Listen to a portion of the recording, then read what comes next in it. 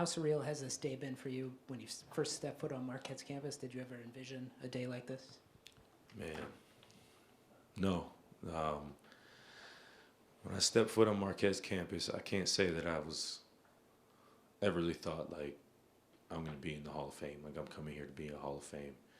It was get better every single day, and I think that's a testament to what Marquette is you just show up and you have the tools, you have the infrastructure. Obviously, you have to put the work in, but it's there for you, and you could obtain a goal that you didn't even know you were reaching for. It was just every single day trying to be better than the next, learn, grow as a man on and off the court, and, take advantage of what Marquette has to offer.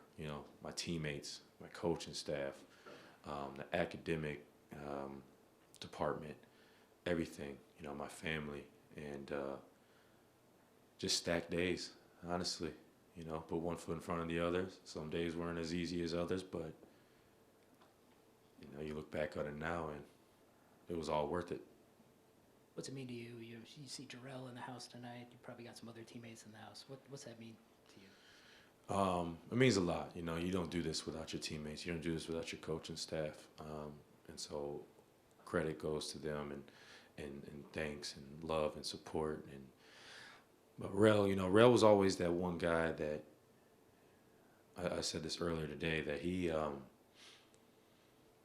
really motivated, really pushed me, because I came in and I thought that I was tough.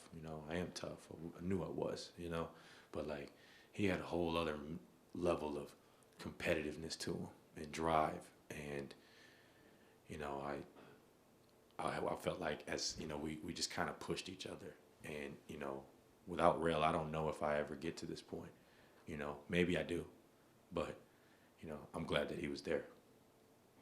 Wes, Pablo Iglesias with 27 News out of Madison. First off, congratulations on this day, and secondly, when going back even further from the first question, looking at to who you were as the Memorial kid, just wanting a chance, all those types of things.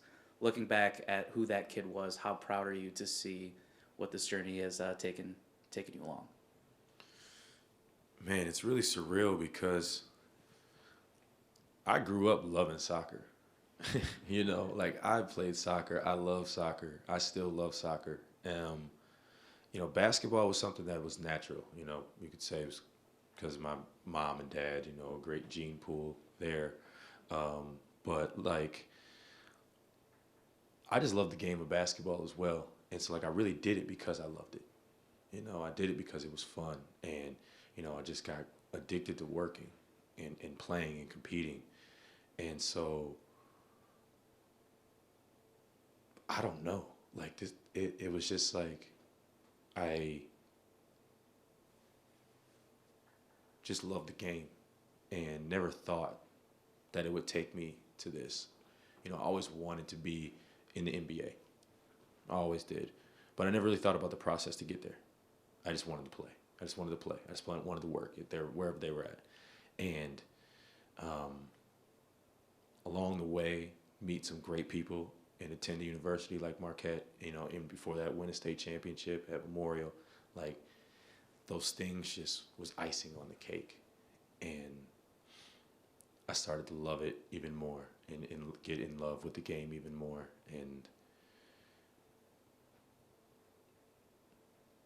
I don't know what to tell that kid. I have no idea. It's a surreal day.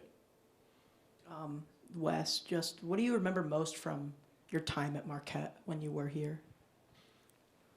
You know what? There was a big three that just happened out there before the half, and the roar. That's one thing that I take away. The memories on the court, the memories off the court. The relationships built, but man, that roar out there. I never had the pleasure to play in here, but Bradley Center. I miss those days, and I guess that was my takeaways to fans, the community, the love of Marquette.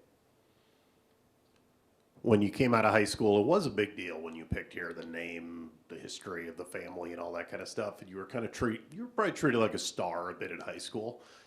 Why did you have it inside you when you did nothing but produce here, but you weren't drafted, and you've had to plow away for this NBA career. What was instilled in you, I guess, that let you keep plugging away when a lot of people thought you were a big deal and you could have gotten caught up in that? The people around you. You know, I credit all those that kept me grounded, that kept me motivated. And like I was saying, I just love basketball. I love to play. I love to compete. And, you know, probably some of that stubbornness that I got from my mom. I guess my dad's stubborn too.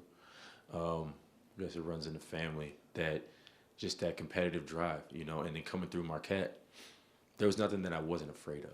You know, we did everything. You know, we had workouts of pushing and pulling Hummer SUVs, and you know, there was nothing that was going to take place on a basketball court that I didn't feel prepared for, and that's a testament to my coaches and my teammates. And then, like I said, I got to credit Jarrell as well. You know, I'm going against him every single day. To me, there wasn't a bigger dog. So, you know, going in the draft workouts and having to do all that, I've already done that. I mean, again, we've always heard about dad and mom, but this morning you talked about your grandma, and that's how special the day is for a couple of reasons. But that may be an underappreciated part of your story. Just talk a little bit about what she instilled in you and how it does tie to today. Yeah, there wasn't a bigger Marquette fan than my grandmother.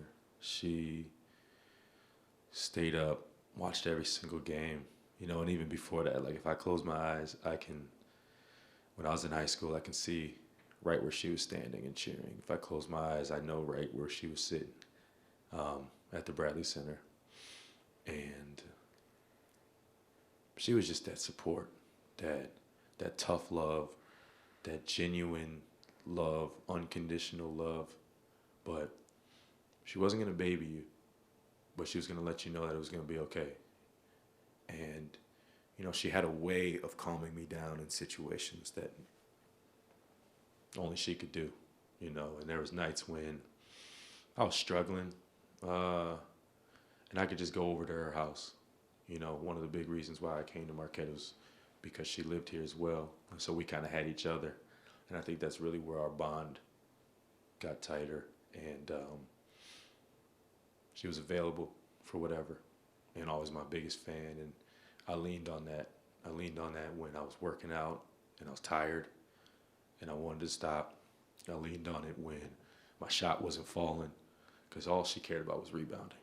That's it. I can just hear her saying, rebound, rebound. And for the longest part of my career, all of it really, when I try to get activated into a game, my first thing is to go get a rebound. Like once I got a rebound, then I felt activated into the basketball game. And yeah, lost her a few years back. And today's her birthday. And I feel her. And I'm just grateful of the time that I had with her and for it to be here, you know, as much as it was. And you mentioned the soccer. You know, your career's gone on a while here. Milwaukee's getting a pro soccer team in a year or two. It might time out perfectly. Goalie. I could only be goalie at this point. Yeah. But don't tempt me. Don't tempt me. Well, first off, congratulations. And secondly, knowing that it's your grandmother's birthday, when you were standing mid-court, it was hard not to see that you were getting a little emotional looking around at the crowd. I mean, what was going through your head in that moment and maybe was bringing up some of those emotions? Just wishing that she was here, you know. But again, like the roar of the crowd, just being there, like, man, that just brings joy and happiness and just that thrill of competing with your brothers and your family in the crowd, and, you know, for a community that follows you. And, you know, these same students that you see on the daily, you know, they're up there, they're freezing. You know, they're outside at 2 a.m. waiting to come in and watch you compete. You've practiced for 4 days, hard practices, and, you know, you finally get that time to go out there and execute and perform for those that love you and support you. yeah, played a lot of basketball games. The highest level, dream come true. You know, there's still nothing like that feeling. Wes, you obviously don't play for the Bucks anymore, but since you're not in town, how do you stay close to the program and the players? You know, I credit Shaka a lot to that. You know, really making alumni feel comfortable. And just the the whole athletic department. I mean, between Broker, we've got just such strong ties. Scott, and even Todd Smith, you know, Todd and Maggie, like, we were in the trenches together, and you know, in that weight room. And you know, I remember when Todd got hired. It makes me feel really old, but just again, like, back to the family, and you know, just that genuine love and care factor, that you know, they care about what you're doing, what's going on. You know, watching their kids grow up and how they still stay in contact and see their love for Marquette and bringing up memories of things. Like, it's Marquette does a great job of keeping us a family.